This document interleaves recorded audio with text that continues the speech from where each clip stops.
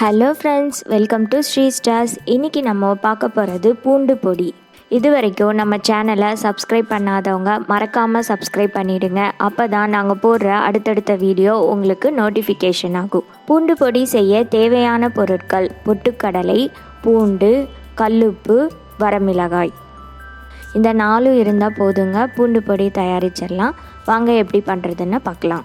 1 cup பொட்டுக்கடலைக்கு 1/4 cup பூண்டு எடுத்துக்கணும். உப்பு தேவையான அளவு. வரமிளகாயை தனியாக வறுத்து எடுத்துக்கணும். முதல்ல பொட்டுக்கடலையை மட்டும் நல்லா நைஸாக அரைச்சி சலிச்சு எடுத்துக்கணும். ஒரு மிக்ஸி கப்பில் தேவையான அளவு உப்பு, வரமிளகாய் சேர்த்து நல்லா நைஸாக அரைச்சிக்கணும். நல்லா நைஸாக அரைச்சதுக்கப்புறம் பொட்டுக்கடலை மாவு, பூண்டு ரெண்டையும் சேர்த்து அரைச்சிக்கணும். பூண்டோட பொட்டுக்கடலை மாவு எல்லாத்தையும் போட்டால் அது அப்படியே பேஸ்ட்டு மாதிரி ஆகிடும். அதனால் பொட்டுக்கடலை மாவு கொஞ்சம் கொஞ்சமாக சேர்த்து அரைச்சிக்கணும். அவ்வளோதாங்க, நம்மளோட பூண்டு பொடி ரெடி.